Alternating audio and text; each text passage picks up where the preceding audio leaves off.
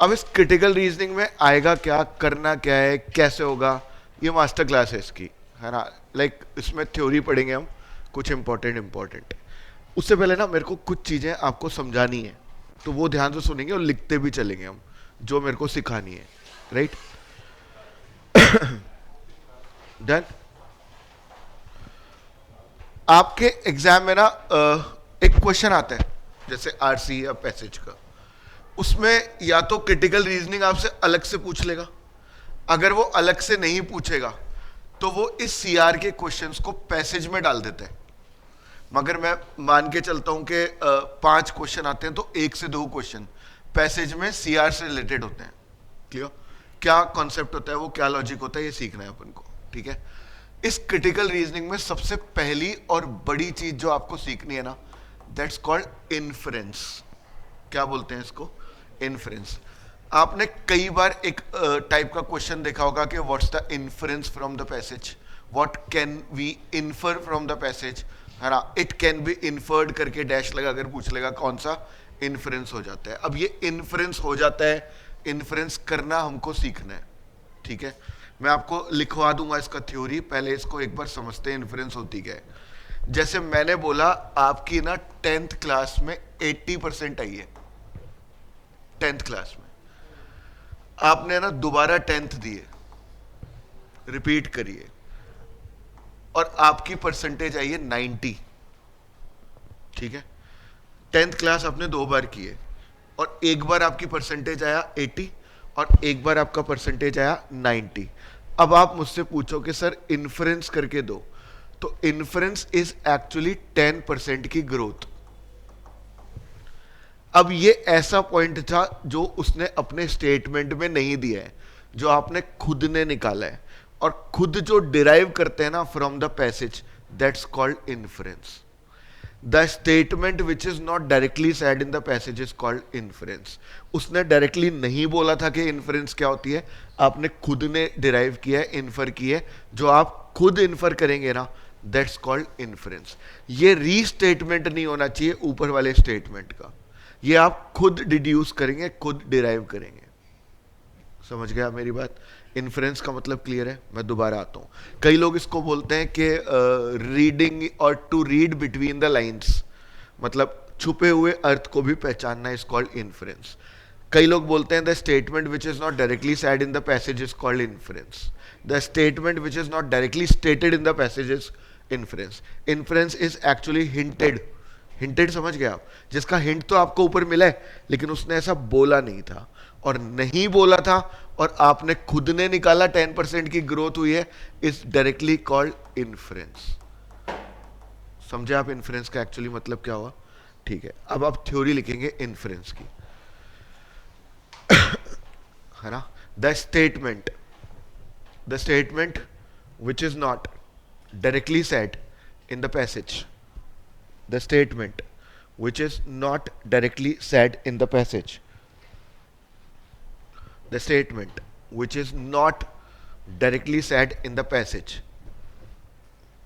is called inference. The statement which is not directly said in the passage is directly called inference, right? बहुत simple point है, अगर ये दिमाग में बैठ गया तो ये ऐसा टॉपिक है जिसकी बहुत ज़्यादा प्रैक्टिस करने की आवश्यकता नहीं पड़ती है। ये बस एक बार दिमाग में बैठ जाए, इसके क्वेश्चन गलत ही नहीं होते हैं। समझ रहे हैं आप, मतलब अगर आपके एग्जाम में 4 क्वेश्चन इसके आते हैं इस पूरे के, अब ये 4 क्वेश्चन तैयार करने के लिए हमको 4-5 क्लास लगेगी। Clear, sorted, done.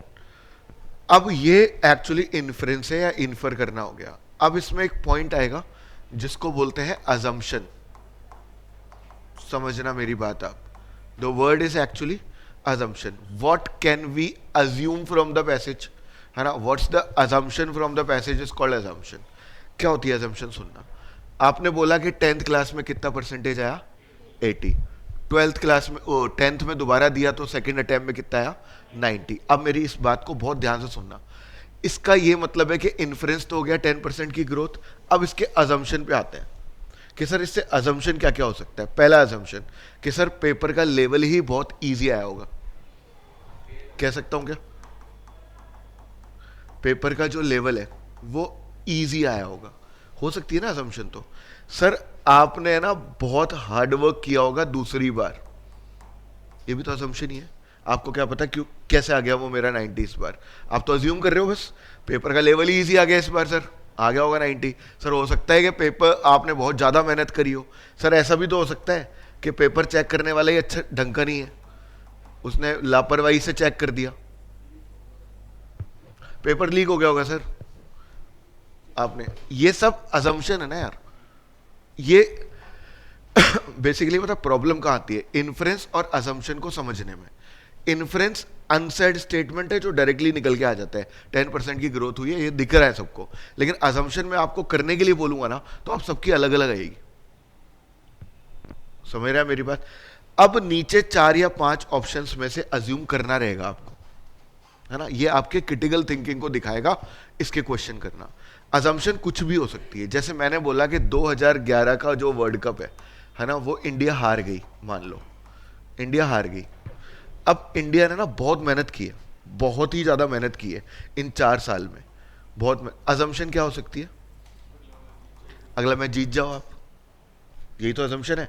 क्या पता पहले से बढ़िया आपकी परफॉर्मेंस आ जाए, ये कुछ भी हो सकता है। या आप ये भी तो अजम्पशन कर सकते हो, नहीं सर पॉसिबल ही नहीं है, क्या पता औरों ने भी 4 साल और मेहनत कर ली हो।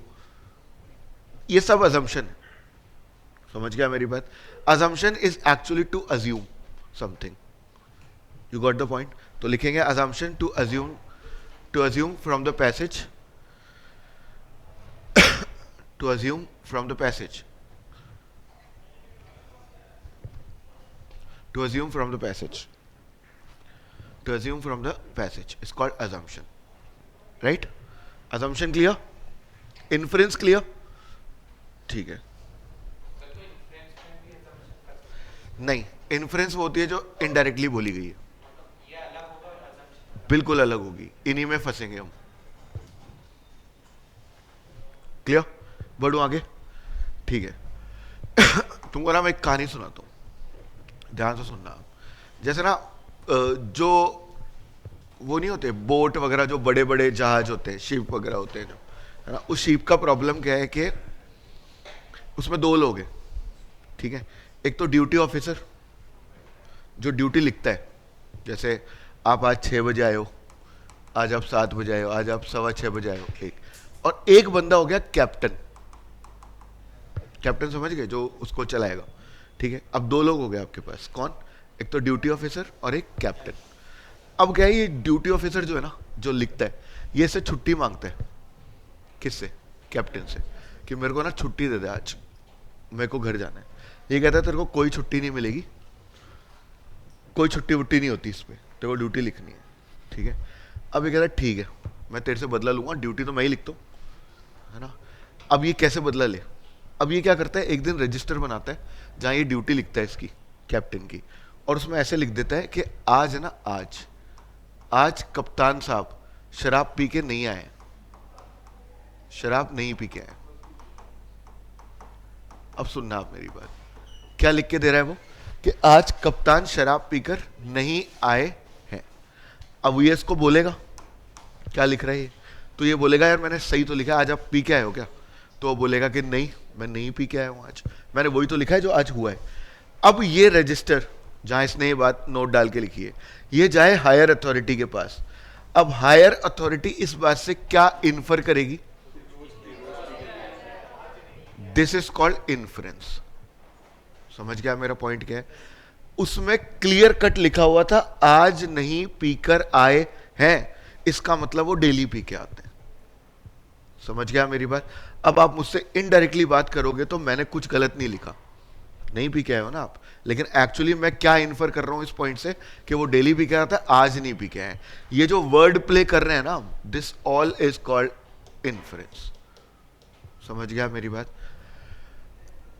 अब इसमें ना एक क्वेश्चन आएगा जिसको बोलते हैं स्ट्रेंथनिंग करना या सपोर्ट करना। बहुत इंपॉर्टेंट क्वेश्चन है यार ये, स्ट्रेंथनिंग करनी होती है पैसेज की, इसका मतलब होता है सपोर्ट करना। क्या मतलब होता है, सपोर्ट करना है, स्ट्रेंथन करना, सपोर्ट करना, ठीक है। और एक स्टेटमेंट आपसे पूछेगा वो वीकन, मतलब not in support, negative, not in support. इसकी बात कर लेते हैं, स्ट्रेंथन और वीकन की। मैंने आपको एक स्टेटमेंट बोला कि अपन एक काम करते हैं, राजस्थान में जितने भी हिस्ट्री शीटर लोग हैं ना, क्रिमिनल रिकॉर्ड वाले, उनको उठाते हैं और जेल में डाल देते हैं।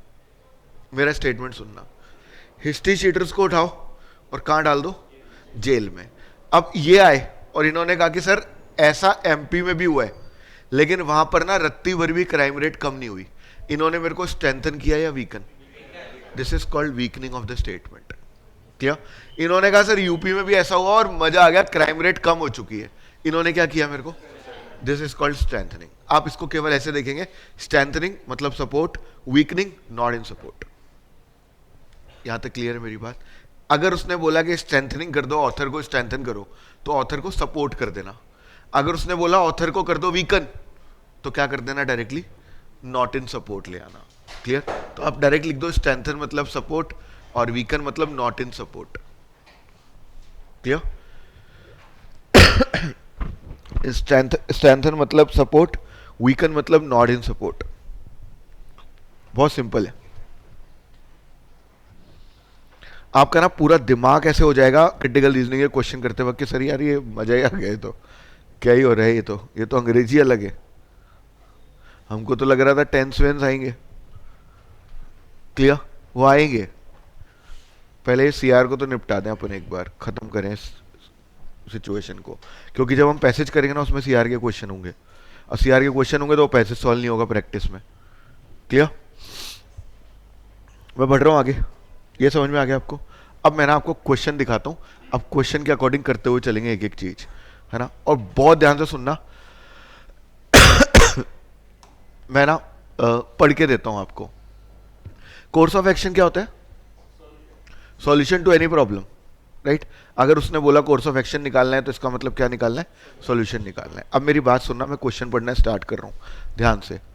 Increasing import from China have been a rising cause for concern for the Indian domestic market. इसका मतलब ये हो गया कि इंपोर्ट बढ़ रहा है चाइना से और ये इंडिया के लिए एक चिंता का विषय है।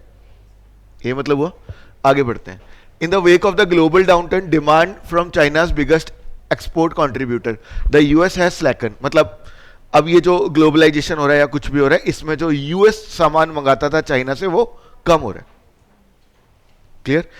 अब सीन क्या है कि एज अ कॉन्सिक्वेंसेस, मतलब as a result of this, the Chinese economy is trying to sustain itself by thrusting its manufacturing product into fast growing developing economies like India. अब चाइना वाले क्या कर रहे हैं? इंडिया में अपना माल थ्रस्ट करने की कोशिश कर रहे हैं, मतलब कैसे ना कैसे इंडिया को माल बेच दो। सीन समझ के क्या है? पैसेज में दो चीजें बताई गई हैं। पहला तो ये कि चाइना की इकोनॉमी डाउनटर्न पे है और यूएस ने मना कर दिया माल खरीदने के लिए। अब वो सोच रहा है कि इंडिया में माल कैसे बेचना है। ठीक है? अब ये आपसे पूछ रहा है course of action, which of the following is the suitable course of action for India. अब इंडिया को क्या करना चाहिए आपके अकॉर्डिंग? और मैं आपको दे रहा हूं 40 सेकंड इस क्वेश्चन को करने के लिए। 40 सेकंड बाद बात करेंगे।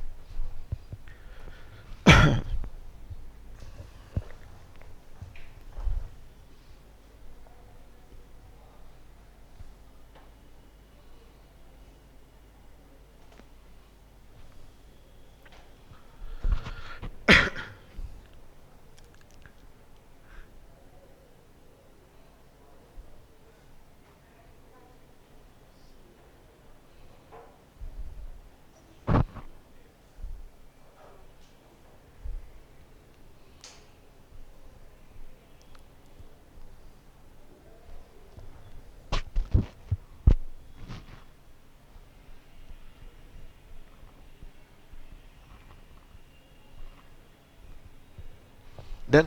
ओके, करते हैं। भाई आपका आंसर बोल दें। ठीक है, इनका आंसर ये है। आपका बोले। ए आपका बोले। सी आपका बोले। सी आपका बोले। सी आपका बोले। सी। यार आपको ऐसा नहीं लगता कि अगर मैं सी देता हूं तो प्रॉब्लम ये है कि मैं इंफ्रा मैच करके क्या करूंगा? और इंफ्रा मैच करनी ही क्यों है मेरे को? प्रोडक्ट मैच करना चाहिए ना। इंफ्रा का मतलब तो मेरी फैक्ट्री। पता है तुमको इंफ्रा कहां काम में आता है? इंफ्रा काम में आता है सर्विस इंडस्ट्री में, जिनमें सेवाएं दी जाती है, माल नहीं बिकता है। जैसे स्कूल, कॉलेज, हॉस्पिटल, होटल, उनका इंफ्रा काम में आ सकता है। मैगी बनाने वाली कंपनी की फैक्ट्री कैसी है, मेरे को क्या फर्क पड़ता है यार? मेरे को फर्क किससे पड़ना चाहिए? मैगी से ना। ये बोर्ड जिसने बनाया होगा कंपनी, उस कंपनी ने, उसका इंफ्रा कैसा है मुझे क्या मतलब है? मेरे को तो ये प्रोडक्ट अच्छा होना चाहिए था ना। तुम समझ रहे हो मैं सी ऑप्शन को क्यों नहीं पसंद कर रहा? क्योंकि तुम कर रहे हो इंफ्रा को मैच, उसका तो पॉइंट ही नहीं था। सी तो नहीं है। अब बोले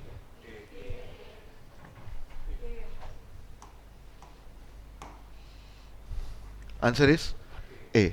नीचे इधर आ जाएगा, हैंस ए। समझ गया क्या मेरी बात? Done. Course of action India के लिए यही तो हो सकता है, डेवलप करो। क्या डेवलप करूं sir? Small and medium scale industry and improve the quality of Indian product. अपने आप ही जब इंडियन प्रोडक्ट की क्वालिटी अच्छी होगी चाइना से, तो चाहे कितना ही माल वो थ्रस्ट कर ले, इधर बिकेगा ही नहीं। बिकेगा नहीं तो बंद हो जाएगा एक दिन। तुम समझ रहे हो पॉइंट? कोर्स ऑफ एक्शन किसकी तरफ से खेलना था तुमको? इंडिया की तरफ से।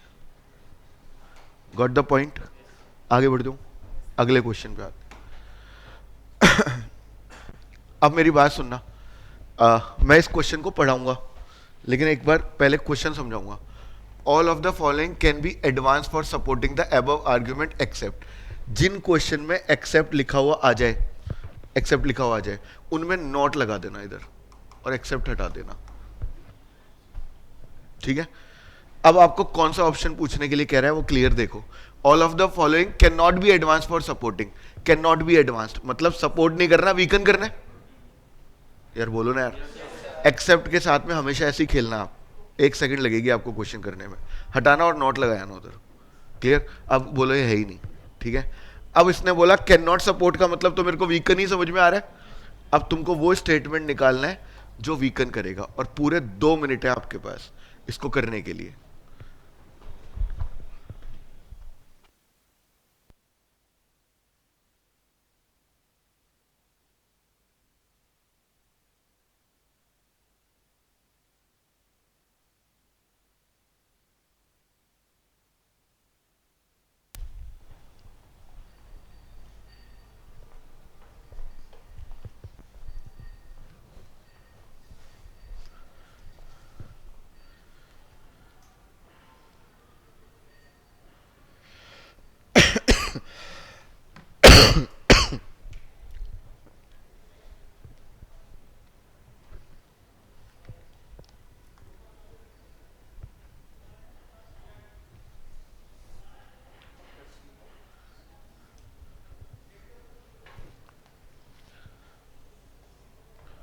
बहुत मस्त क्वेश्चन है यार। हुआ क्या? सी बोल रहे हैं? C is not supporting the above argument. Okay, एक आंसर दिया इन्होंने सी।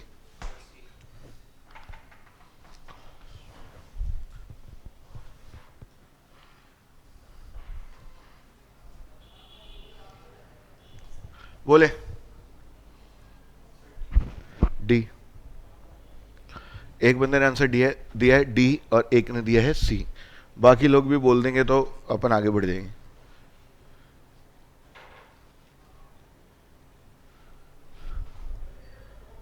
कराऊं? मैं क्वेश्चन कराता हूँ। क्या पता 4-5 क्वेश्चन लगे आपको ये सीआर के क्वेश्चन सॉल्व करने में। ठीक है? इसके बाद मैं आपको 2-3 दिन के बाद में एक 120 क्वेश्चन की शीट दूंगा सीआर की पीडीएफ, जो आपको सॉल्व करके लानी है। फिर उससे पता लगेगा कितनी ग्रोथ हुई। अभी तो लर्निंग वाले फेज में हम। डन? सुनना मेरी बात ध्यान से, क्वेश्चन पढ़ते हैं पहले। People who regularly put in over time and work for 10 to 11 hours days increase their heart disease risk by 2/3 research suggest. जो लोग ओवर टाइम करते हैं 10 से 11 घंटे का, उनके हार्ट रिस्क बढ़ती हुई है, मतलब मरने के पूरे चांसेस हैं। यही मतलब हुआ? बोलो ना। द फाइंडिंग्स मतलब result come from a study of 6,000 British civil servants published online in the EU journal. After accounting for known heart risk factor such as smoking, doctor found those who work 3 to 4 hours of overtime a day रहना 60% higher risk। 60 मतलब जो लोग 3 से 4 घंटे ज्यादा काम करते हैं अपनी लाइफ में, उनके हार्ट रिस्क बढ़ने के चांसेस ज्यादा हैं। ज्यादा काम बराबर अर्ली ग्रेव, मतलब जल्दी मरेंगे आप। यही बोल रहे हैं? ठीक है। इसका क्रक्स तो यही आ रहा है ना कि ज्यादा काम करना मतलब ज्यादा बीमार पड़ना। मैं लिख देता हूं, यही है ना यार। ज्यादा काम, ज्यादा बीमार, जल्दी मरना, ऐसे ही कुछ बोलेंगे आप? यही समझ में आया? यही मेरा आर्ग्यूमेंट है। Okay, in many ways it confirms what occupational health doctors already know, that work life balance plays a vital role in well being. Doctors का मानना है, वाइटल मतलब इंपॉर्टेंट, कि वर्क लाइफ बैलेंस होना चाहिए, ये एक मेन रोल प्ले करता है बंदे की वेल बीइंग में। पूरा आर्ग्यूमेंट एक ही समझ में आया मेरे को तो, ये ज्यादा काम, ज्यादा बीमार। क्लियर? अब सुनते हैं, करना तो वीकर ही है ना यार, बोलो ना। अब आ रहा हूं मैं, सुनते जाइएगा तो बहुत ध्यान से। First, people who spend more time at work have less time to exercise, relax and unwind। जिनके पास मोर टाइम एट वर्क है, जो ज्यादा टाइम स्पेंड करते हैं अपने काम पर, उनके पास एक्सरसाइज करने के लिए समय नहीं है। नहीं है तो फिर बीमार ही पड़ेंगे। यही तो ऊपर बोला था उसने, काम ज्यादा, एक्सरसाइज नहीं कर पा रहे, तो यही बात आ गई, ज्यादा बीमार। तो मुझे लगता है कि ये तो सपोर्ट कर रहा है, वीकन नहीं कर रहा है। It's not weakening the statement ना। सेकंड पे आता हूं, people who spend more time at work are likely to be stress, anxious and have depression. तो जल्दी मरेंगे फिर तो। ज्यादा काम करते हैं, डिप्रेशन में चले जाते हैं, तो ऑफ कोर्स ज्यादा काम ज्यादा बीमार, ये तो सपोर्ट हो रहा है। बोलो ना यार, ये तो सपोर्ट ही है ना, हटा दो इसको। Very good. See, people are likely to spend more time at work, ज्यादा काम करते हैं वो, when they are not happy in their personal life. तो ज्यादा खुश कहां पर है वो? काम करने, देखो पर्सनल लाइफ में तो वो है दुखी, खुश कहां पर है? वर्क लाइफ में। तो खुश जहां रहेगा वहां बीमार ज्यादा पड़ेगा, कम पड़ेगा? कम पड़ेगा। इस बात को वीकन किया है, स्ट्रेंथन किया? समझ रहे हैं आप मेरी बात? अब ये क्या बोला कि पर्सनल लाइफ में दुखी है, काम पे खुशी है, और अगर काम पे खुशी है तो बीमार कम पड़ेगा काम पे, और बीमार कम पड़ा काम पे, तो इसको तो वीकन कर दिया। समझ गया मेरी बात? अब ये तो मेरे को ठीक लग रहा है आंसर। अब मैं डीवी पढ़ूंगा। करियर माइंडेड मतलब वही ज्यादा काम करने वाले लोग, इसने घुमा फिरा के करियर माइंडेड बोल दिया उसको। Tend to be highly driven, aggressive और इरिटेबल। एग्रेसिव है, इरिटेबल भी है, और अगर इस तरीके का बंदा है तो ज्यादा ही बीमार पड़ेगा। ज्यादा बीमार पड़ेगा तो काम पे ज्यादा बीमार पड़ रहा है, तो सपोर्ट कर रहा है। Answer would be C. Got the point? ऐसे करना होता है क्वेश्चन। बहुत डीप में जाओ इसके क्वेश्चन के, पहले क्वेश्चन डिकोड करना आ जाए। जैसे मैंने किया ना, ये डिकोड कर रहा था मैं, कि नोट लगाया, जो भी जरूरत पड़ेगी वो लगाओ। क्लियर? Answer is C. ये आ गया सी। अब आते हैं अपन अगले क्वेश्चन पे। ये इन्फ्रेंस का क्वेश्चन है यार, बहुत ही ध्यान से करना। इन्फ्रेंस में दोबारा याद दिला देता हूं, the statement which is not directly said, inference. Clear?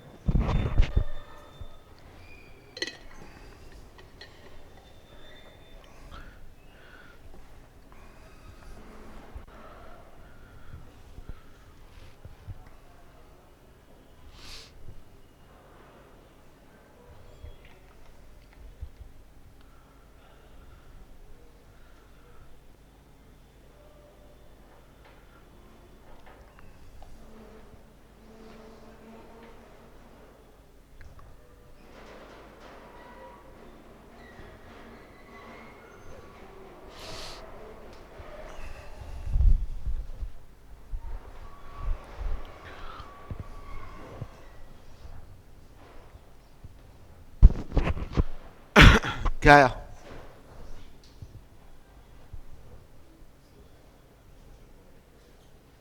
सी आ रहा है।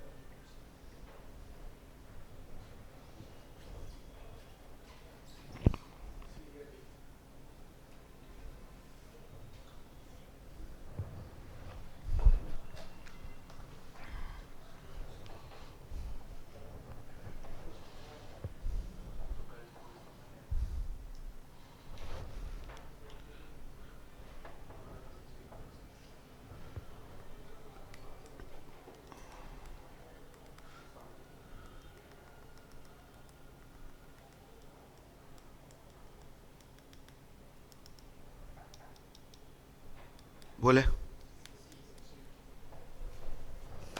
ठीक है, अब सुनो, मैं समझाता हूँ आपको, पहले तो स्टेटमेंट समझाता हूँ आपको, है ना. The working mother who cannot be at home to cuddle a distraught child can relax her voice on the phone's soothes as much as a hug, a study suggests. जो मम्मी काम पे है, जो मदर वर्किंग है, वो अपने बच्चों को फ़ोन पे भी सूदिंग कर सकती है, काम कर सकती है, उसकी वॉइस से भी हो जाएगा वो, मम्मी की. ठीक है. US researcher put more than 60 girl in a stressful situation and monitored their hormonal response when they were either phone or hug afterwards. मतलब उनके बच्चों का उन्होंने क्या किया, हग करने के दौरान और फोन पे सूदिंग के दौरान दोनों में हार्मोनल चेंजेस को चेक किया और वो सेम थे. मम्मी हग कर रही है बच्चे को तो भी सेम हार्मोन रिलीज हो रहे हैं सूदिंग वाले, और फोन पे वो भी अगर वो सूदिंग करने की कोशिश कर रही है तो भी सेम हार्मोन रिलीज हो रहे हैं सूदिंग वाले. यही मतलब हुआ, यही स्टेटमेंट थे. आगे आते हैं. Their mother's voice produced virtually the same amount of the stress quelling hormone oxytocin as a physical comfort or a hug and arm around the shoulder. जैसे वो हग करती वैसा सेम वॉइस से भी हो गया, और उस हार्मोन का नाम है ऑक्सीटोसिन. पैसेज तो मैंने समझा दिया आपको. दोबारा आप 30-40 सेकंड लेना चाह रहे हैं तो देख लें, मैं आंसर बता दूंगा, 1 सेकंड लगेगी. बाकी आप लोगों ने, ज्यादातर लोगों ने जो आंसर बोले हैं वो गलत है.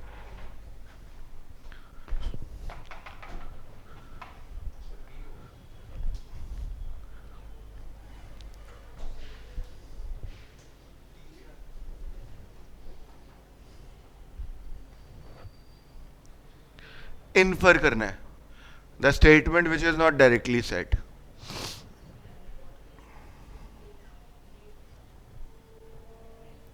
डी.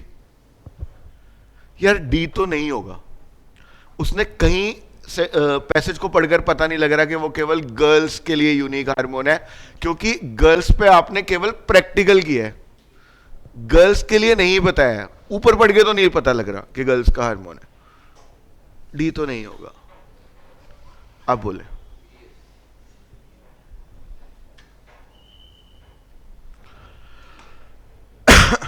Answer is B. कितने लोगों का सही था? बी था आपका. अब मैं बी का ना लॉजिक बताता हूं आपको, और ध्यान से सुनना लॉजिक क्या है और क्यों सी हटाया मैं ये बताता हूं, है ना. जानना यही है यार कि हम सी क्यों हटा रहे हैं. This is important. पहले सी को पढ़ लेते हैं क्योंकि मैक्सिमम लोगों का आंसर सी आ रहा था. हम सी पढ़ते हैं. ये तो मैं पहले हटा चुका हूं क्योंकि आपने बोला कि वो यूनिक टू गर्ल्स तो नहीं लग रहा सर, बस वो प्रैक्टिकल लड़कियों पे कर दिया, यूनिक नहीं है. Oxytocin is a hormone strongly associated with social bonding. ये स्ट्रांगली वर्ड से मेरे को दिक्कत है एक्चुअली. मैंने आपको बोला कि नौकरी लगने के 2 ही तरीके हैं, या तो आपकी 12th में 99% हो, या आप कंपटीशन एग्जाम को क्रैक कर लो. 2 तरीके हैं. या तो मैं बोल रहा हूं 2 तरीके हैं, जैसे ऊपर 2 तरीके बताया ना उसने, मैं नीचे बताया तो नौकरी लगने के 2 तरीके हैं. 12th में 99% अगर आ रही है, एक बार मैं माइक बंद करता हूं.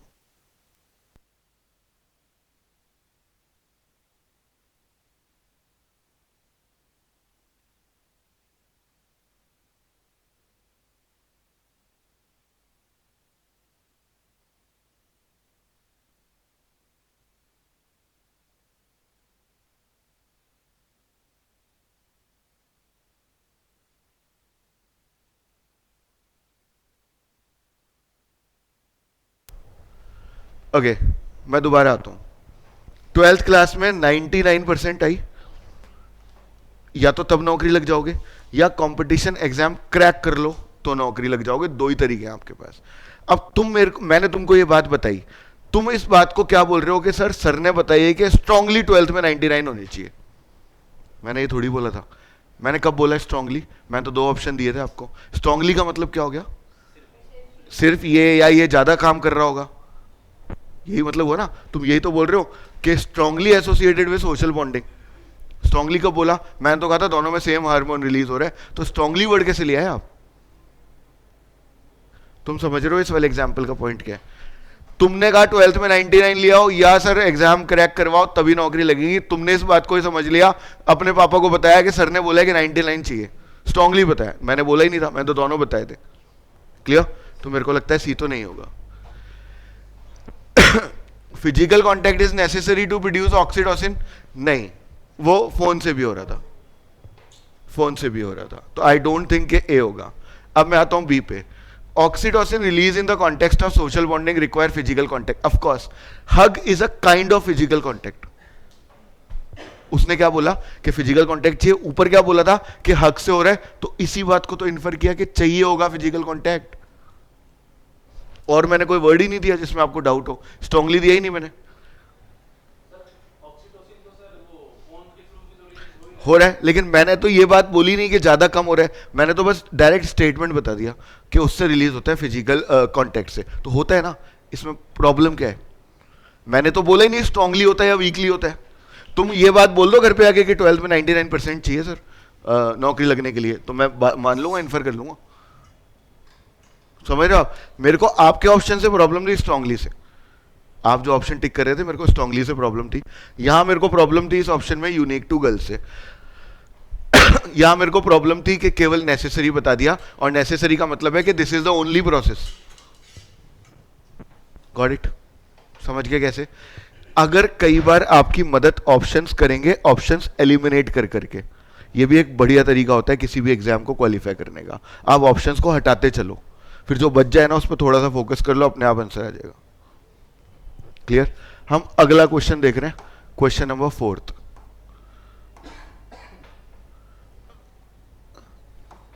एक सेकंड, ये डाउट वाले क्वेश्चन लास्ट में कराऊंगा, अंडरलाइन वाले।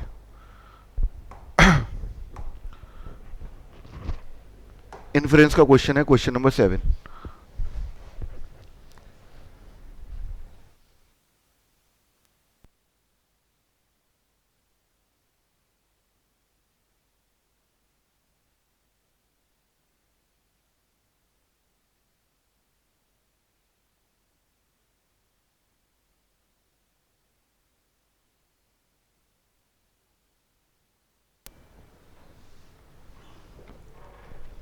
Question number 7।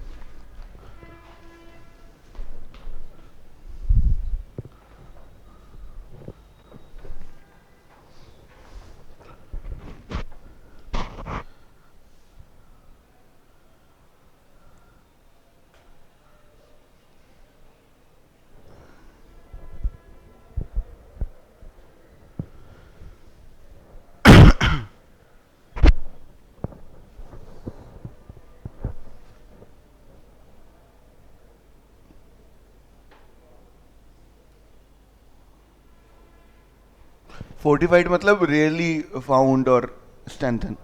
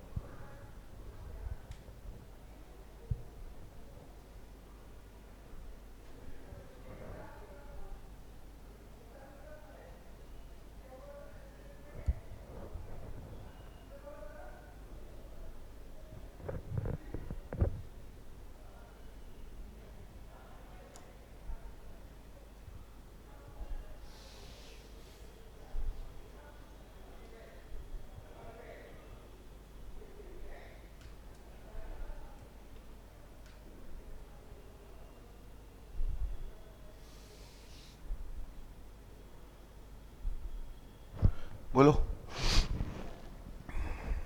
इन्फर करना है।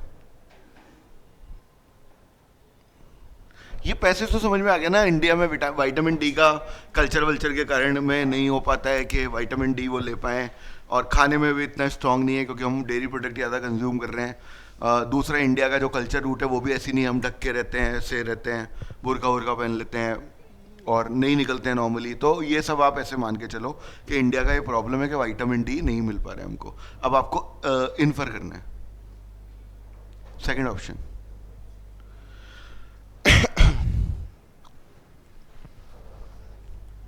जो भी आप बोलेंगे मैं टिक कर दूंगा।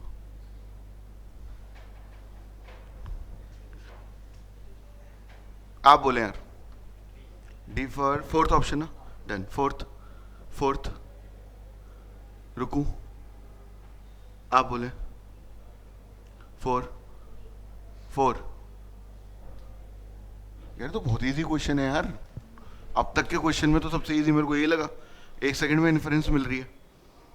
आप बोले डी। आप बोले यार डी बोल चुके हैं आप डी बोल चुके हैं। आप सेकंड बोल रहे हैं और आप बी सेकंड बोल रहे हैं। आप आपका आ चुका है आंसर। नहीं पता लग रहा। एक एक ऑप्शन हटाओ ना, एक एक ऑप्शन हटा दो ना, मतलब रूट से हटाते जाओ ना। ओके आंसर दिखा दूं आपको। कर चुके हैं आप जो कर सकते थे इसके साथ। ठीक है, actually the answer is D. Maximum लोगों का आई थिंक सही था। अब मैं आपको बताता हूँ क्यों। आपका बी था, और एक ना आपको अपना आंसर बताना है मेरे को, ताकि मैं उसमें बात करूं कि वो क्यों नहीं है ना। यही तो आपको सबसे ज़्यादा फायदा ऑफलाइन का मिलता है, कि यही तो पूछ सकते हो आपके क्यों। डन। अब सुनो पैसेज तो आपको समझ में आ गया था कि हमारे प्रॉब्लम है विटामिन डी की। क्लियर। अब सुनना, पीपल इन द इंडियन सब continent do not consume any food. यार ये एनी वर्ड से दिक्कत है मेरे को। आपने ऊपर क्या बोला था? रियरली। अब रियरली का मतलब तो कम होता है, मतलब कम से कम है, और आप नीचे क्या बोल रहे हो कि कुछ नहीं है। ये तो गलत हो गया ना यार। मेरे कम नंबर आए हैं, मैंने बोला, तुम इसको इन्फर ये थोड़ी कर दोगे ये 0 है।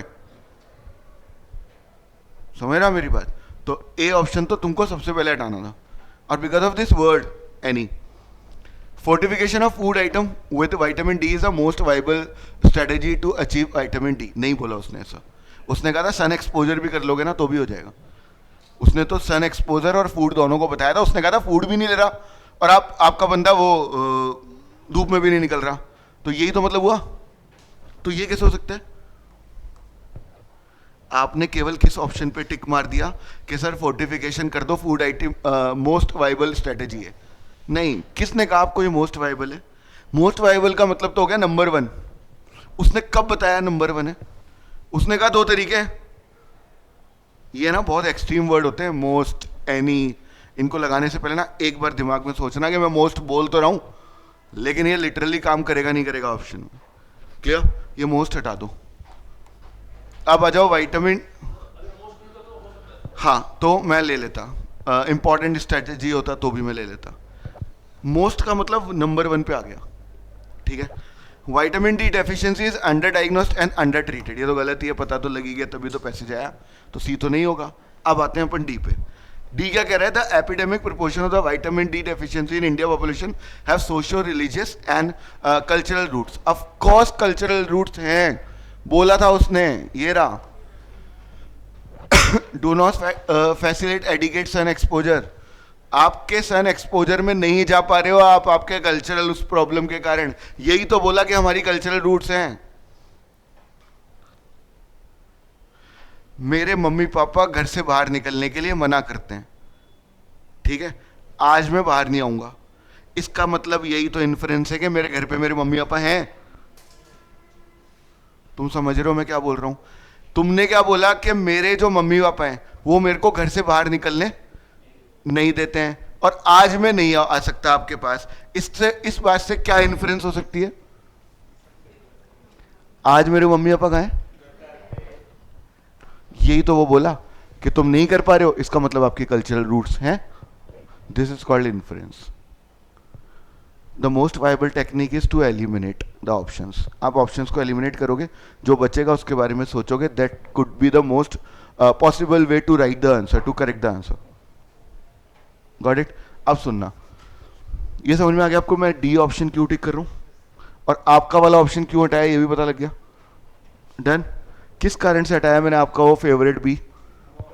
मोस्ट। डन। ओके। टाइम लगेगा ये सीआर को सीखने में, 2-3 क्लास लग जाएंगे आपको। ये लो, इस क्वेश्चन को पढ़ लो एक बार। Which of the following is an inference which can be made from the fact stated in the. अच्छा वो इन्फ्रेंस ही करनी है आपको।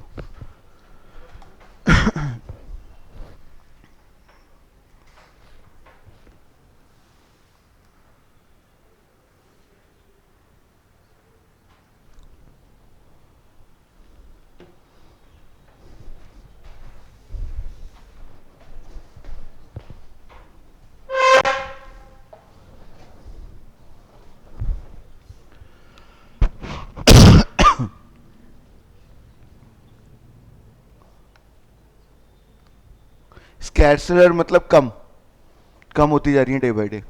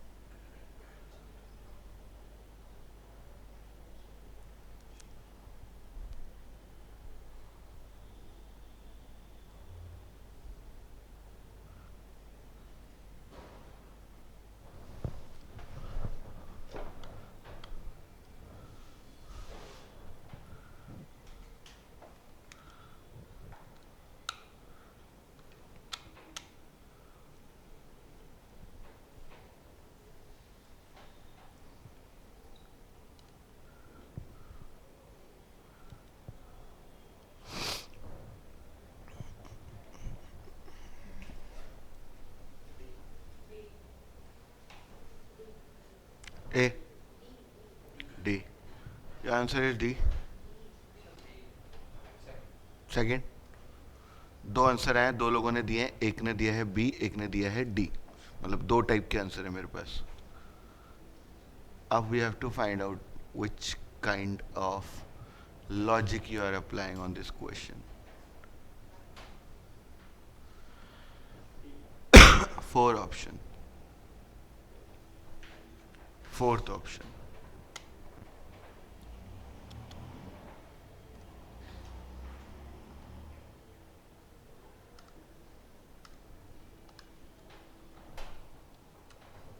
तुमने मेंस दिया था ना अभी,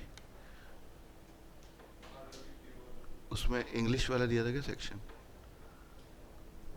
उसमें कितना सीआर के क्वेश्चन थे क्या? कितने? तीन? तुमने भी दिया था क्या?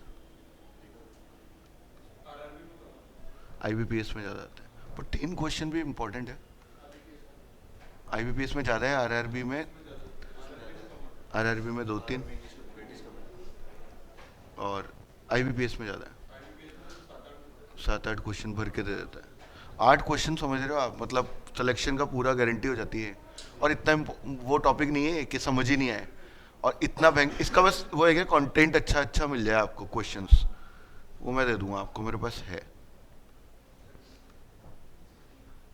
Fourth is your answer, got it. आपने 4 बोला ना, 4 आपने, डी आपने, डी बोल रहे हो ना आप बोलो।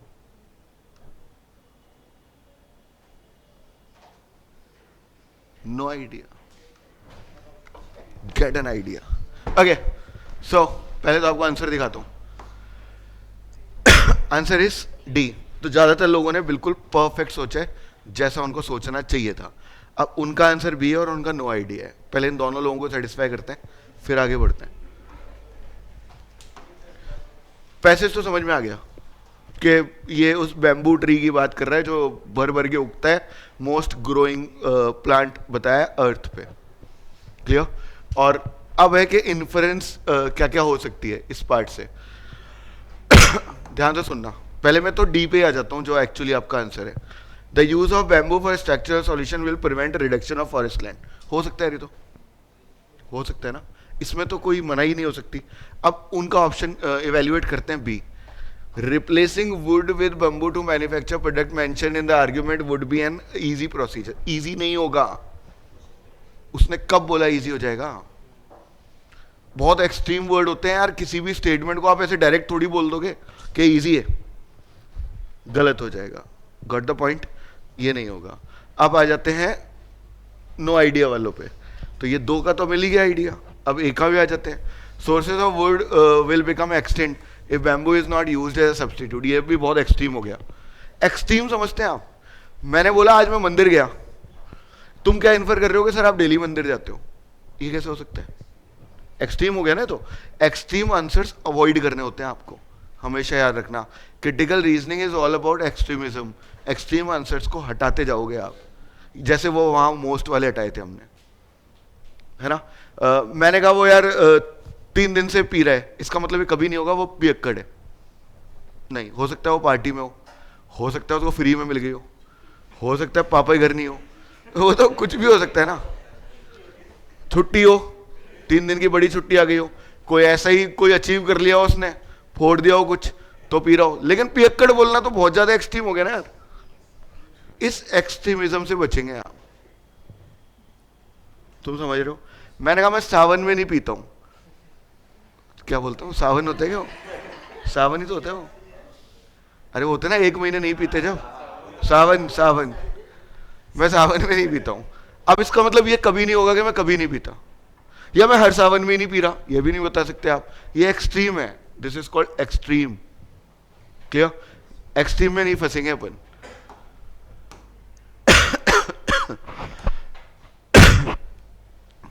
यार ये डाउट वाले ना, मैं आपको बाद में बताऊंगा जिनमें डाउट आएगा ना, तुमको आंसर दिख जाते हैं ना उसके, तुम इधर उधर देखा करो थोड़ा। ये लो, जरूरत ही नहीं है, मिल गया मेरे को इन्फ्रेंस। अगला क्वेश्चन, लास्ट क्वेश्चन कर रहे हैं, बस क्लोजिंग सही कर देना यार इन्फ्रेंस की। बेहोश तो नहीं हो जाएंगे आप ये सीआर पढ़ के बाहर निकलेंगे तो? क्या ही हो गया ये? उसके बाद रीजनिंग भी पढ़नी है क्या? ये एक सीआर, उसमें तो और तुम दिमाग लगाना पड़ेगा। चाचा मामा अंग्रेजी में पढ़ रहे हो ना, तो वो तुम इंग्लिश में भी पढ़ो ना उसको। इंग्लिश में तो आता है समझ में। नहीं, इंग्लिश में वो ब्लड रिलेशन कह रहा हूं।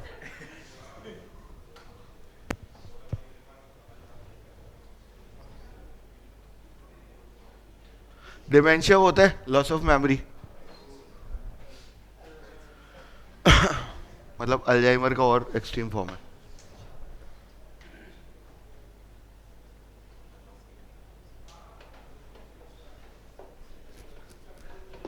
ये डिफिकल्टी लिखा हुआ था।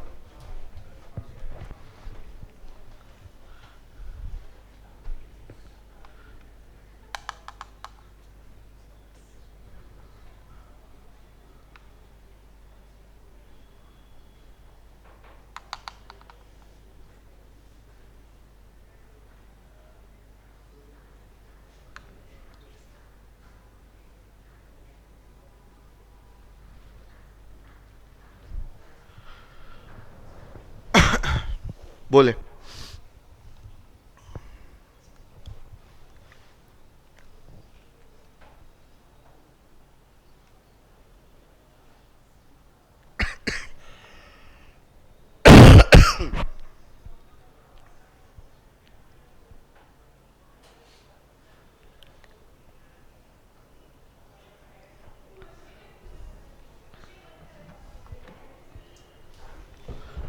अब यार एक क्लोजिंग तो सही कर दो यार।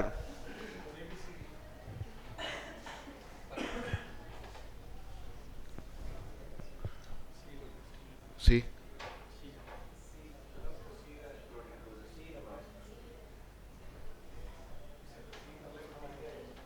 ए बी, अब एक डी बचा है बस। वो किसका है? मैं आंसर दिखा दूंगा। डी है क्या? पक्का डी है? तुम्हारा डी है? लिटरली डी है ना? ये लो, ए किसका था? बस एक ही बंदे का, और सबका गलत। वेरी गुड यार। अब सुनो, अब मैं समझा रहा हूं, ध्यान से सुनना, बिल्कुल 30 सेकंड तक दिमाग खींच के लिया ना। एक एक ऑप्शन हटाएंगे और सुनते जाना। पहला क्वेश्चन देख रहे हैं, पहला line, Alzheimer disease is the most common cause of the dementia and the symptom include memory loss and difficulties with thinking. समझ गए होंगे आप, डिमेंशिया अल्जाइमर का बढ़ता हुआ रूप है जिसमें मेमोरी लॉस हो जाता है। डन। और सुनते हैं, the key to treating this dementia is to detect it early before the permanent loss of brain cell. Permanent brain cells loss ना हो जाए उससे पहले करना है आपको, ठीक है। One method is to look for a toxin protein. एक मेथड ये भी है कि आप टॉक्सिन प्रोटीन को देखो, सर्च करो, called amyloid beta that builds up in the brain during the disease. समझ गए, ये कब बनता है, डिजीज में बन जाता है। तो इसको आइडेंटिफाई कर लो, किसको कर लो, एमाइलॉइड बीटा को। It can be detected with brain scan but these are expensive and impractical. ये ब्रेन सेल्स में होते हैं और ये इम्प्रैक्टिकल और बहुत ज़्यादा महंगे हैं, ये बोला आपने, ठीक है। Now, scientists have developed a blood test that can detect these toxic proteins. एक मेथड बनाया जिसने ये प्रोटीन्स डिटेक्ट हो सकते हैं। This is the process. Okay, it is possible to look in the blood to see what is happening in the brain. कैसे? तो सब में से ही तो चेक करके आपको बताना है। नहीं, it's possible to look in the blood, blood में देखना पॉसिबल है तभी तो आप देख पाए, है ना। To see what is happening in the brain, of course brain में ही तो हो रही थी ये लॉस, तो ब्रेन में क्या हो रहा है या उसकी मदद से देख सकते हैं, हाँ देख सकते हैं। अब सब देख सकते हो आप, यही तो बोला हो, what is happening in the brain सब देख सकते हो। एक डिमेंशिया को क्यों, सब कुछ देखते ही हो ना आप, कैसे पागल होता है आदमी, कैसे उसके रीजन पता लगते हैं, सब पता लग जाता है। आप चोट लगने से पागल हुए थे ये पता नहीं लग जाएगा आपको। मेरे को ए में कोई दिक्कत नहीं लग रही। अब मैं आपके वाले ऑप्शन पे आ जाता हूँ, बी पे। ए में तो आपको दिक्कत नहीं है ना, ए तो लग रहा है कि कर सकता है डिराइव। बी पे आते हैं, the blood test allow researcher to accurately predict the exact level of amyloid beta in the brain. ये बोलना बहुत ज्यादा एक्सट्रीम, इसको बोलते हैं एक्सट्रीम। कब बोला उसने एग्जैक्ट आ जाएगा डेटा? उसने कहा यू कैन डिटेक्ट। डिटेक्ट का मतलब कभी एग्जैक्ट डेटा होता ही नहीं है। क्लियर? मेरे को लगता है कि बी तो नहीं होना चाहिए था। Amyloid beta toxic protein cost permanent loss of brain cell which leads to Alzheimer disease. ये उसने डायरेक्टली बोला है, तुमने कहां से इन्फर कर लिया? स्टेटमेंट को री स्टेटमेंट करके लिख रहे हो आप। This is not inference. सीधा ना आपका। If statement is return in any form it's not inference. Got it? कहीं आप पैसिव वॉइस को एक्टिव वॉइस को पैसिव वॉइस में लिख रहे हो, वो इन्फ्रेंस नहीं है, है ना। जैसे वो नहीं है, दिल गलती कर बैठा, गलती कर बैठा दिल, नीचे ये लिखोगे तो ये इन्फ्रेंस थोड़ी होगी। क्लियर? अब Alzheimer disease start year before any sign that symptom can be observe. ये तो मेरे को कहीं से भी आंसर नहीं लग रहा, ये तो पॉइंट ही नहीं है। Clear? This was the lecture of critical reasoning.